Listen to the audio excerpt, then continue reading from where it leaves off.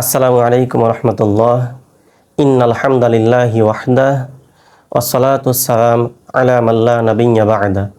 আউযু বিল্লাহি মিনাশ শাইতানির রাজীম। বিসমিল্লাহির রহমানির রহিম। আকুল জাআল হক ওয়া যাহাকাল বাতিল ইন্নাল বাতিলা কানা যাহুকা।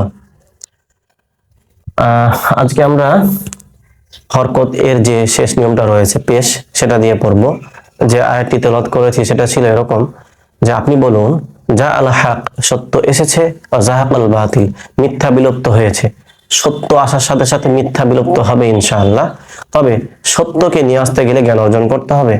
জ্ঞান অর্জন করলেই কেবল আপনি সত্য, কোরআন এবং হাদিস বা যেগুলো সত্য ঘটনা রয়েছে, বিষয় রয়েছে, সেগুলো আপনি মানুষের সামনে তুলে ধরতে পারবেন শুধুমাত্র এবং শুধুমাত্র জ্ঞান অর্জনের মাধ্যমে। সত্যকে নিয়ে আসতে হবে, জ্ঞান অর্জন করতে হবে। যাই হোক, ওই উদ্যোগেই যেহেতু আমরা ওই উদ্দেশ্যেই আমরা এগুলো করছি বা এগুলো পড়ছি, সেটা কি কোরআন মাজিদ শিক্ষা। তো আজকে যেটা আমরা শিখবো সেটা হচ্ছে পেশ দিয়ে কিভাবে আমরা পড়বো। এটা হচ্ছে হরকতের অংশ। হরকতের নিয়ম কি ছিল? এক জবর এক জের এক পেশ থাকলে সেটা হরকত, এবং হরকত তাড়াতাড়ি করে পড়তে হবে। ঠিক আছে, দেখি আমরা আজকে কিভাবে পড়বো।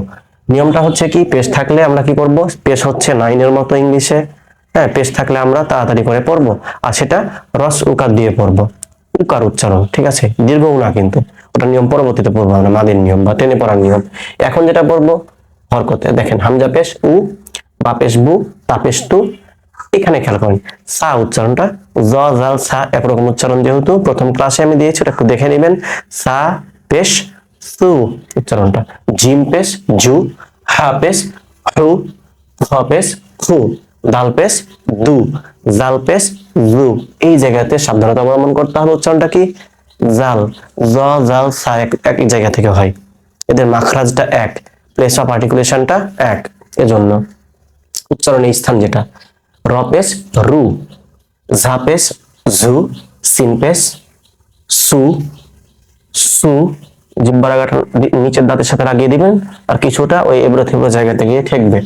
শিন পেশ সু, এটা তালব্য স দিয়ে উচ্চারণ, সদ পেশ সু, দদ পেশ দু, ত পেশ তু, জ এই জায়গাটা খেয়াল করুন, জ, জ পেশ জু, জ পেশ জু। এখন কঠিন উচ্চারণ আইন, কিভাবে করবেন? আইন, এখান থেকে আসবে উচ্চারণটা। আইন বলে গা ঝাললে হবে না, শুধু ভুল হয়ে যাবে। হামজা পেশ উ হয়, আইন পেশ অউ, অউ, এখন গাইন পেশ গু, ফা পেশ ফু, অফ। উচ্চারণটা ঠিক করতে হবে, প্র্যাকটিস করতে থাকেন। আমি জানি এটা কঠিন, অনেকেই পারে না, অনেকের সমস্যা থাকে এটাতে। অনেক স্টুডেন্টকে দেখেছি এটা নিয়ে অনেক স্ট্রাগল করে, অফ উচ্চারণ নিয়ে অনেককে দেখেছি। এটা প্র্যাকটিস করতে হবে। অফ উচ্চারণটা অফ পেশ উ, কা পেশ কু, লাম পেশ লু, মিম পেশ মু, নুন পেশ নু, ওয়াও পেশ উ, হা পেশ হু, হামজা পেশ উ। এই জায়গাটা খেয়াল করেন, ইয়া যেটা, ইয়া পেশ ইউ উচ্চারণটা, ইউ, ঠিক আছে। ইউ যেটা বলেন ইংলিশে, এরকম টাইপেরই ইউ, ইয়া পেশ ইউ।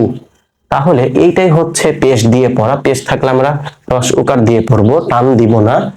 এই যে প্রথম দিন শিখলাম কি, এর আগের ক্লাস শিখেছি, আগের ক্লাসগুলোতে জবর জের দিয়ে পড়া। জবর থাকলে আমরা আকার দিয়ে পড়ছিলাম। কোনগুলোতে আকার দিচ্ছিলাম? যেগুলো আ বা উ এর মতো, সরি, আ বা অ এর মতো না, ওগুলোতে আকার দিচ্ছিলাম। আর আ অ যদি থাকে উচ্চারণের মধ্যে, তাহলে আকার দেওয়ার দরকার ছিল না। দ্বিতীয় ক্লাসে আমরা দেখেছিলাম জের থাকলে রস ইকার দিয়ে পড়বো। আজকে কি শিখলাম? পেশ। পেশ থাকলে আমরা রস উকার দিয়ে পড়বো, টান দিব না। কারণ প্রধান নিয়ম হচ্ছে জবর জের পেশ থাকলে, এক জবর এক জের এক পেশ থাকলে সেটা হরকত বা হারাকাত, এবং এর নিয়মটাই হচ্ছে তাড়াতাড়ি পড়তে হবে। ঠিক আছে, এই পর্যন্তই।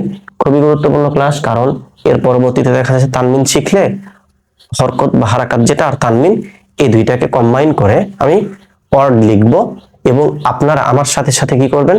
প্র্যাকটিস করবেন। ইনশাআল্লাহ দেখা যাচ্ছে যে ছোট ছোট ওয়ার্ড পড়তে পারছেন। আস্তে আস্তে আমরা সামনের দিকে এগিয়ে যাব ইনশাআল্লাহ, এবং দেখা যাচ্ছে আমরা কোরআন মাজিদ শুদ্ধ করেই পড়ব। প্রত্যেকটা ক্লাস গুরুত্ব সহকারে দেখবেন, কোনো ধরনের যেন গ্যাপ না থাকে। উচ্চারণের সমস্যা সারিয়ে নিতে হবে, যে কোনো সমস্যা সেটা সারিয়ে নিতে হবে, তার পরবর্তী ক্লাসে যেতে হবে।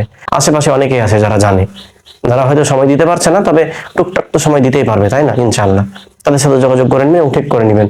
কোরআন মাজিদ আমরা শিখবই এই রমজান মাসে, এটা হবে আমাদের অর্জন ইনশাআল্লাহ। শিখবো, কোরআন মাজিদ পড়বো, সত্য নিয়ে আসবো, মিথ্যাকে বিলুপ্ত করবো ইনশাআল্লাহ। আল্লাহ তাআলাই করবেন, তবে আমরা সত্যকে মানুষের সামনে তুলে ধরবো ইনশাআল্লাহ। আল্লাহ তাআলা যেন আপনাকে সুস্থ রাখে, রমজান মাসের সিয়ামগুলো সঠিকভাবে পালন করার তৌফিক দান করুন। তারপরে 5 ওয়াক্ত সালাত যেন মসজিদে গিয়ে পড়ার তৌফিক দান করুন। আল্লাহুম্মা আমিন। আসসালামু আলাইকুম ওয়া রাহমাতুল্লাহ। সুবহানাকাল্লাহুম্মা ওয়া বিহামদিক আশহাদু আল্লা ইলাহা ইল্লা আনতা ওয়া আস্তাগফিরুকা ওয়া আতুবু ইলাইক।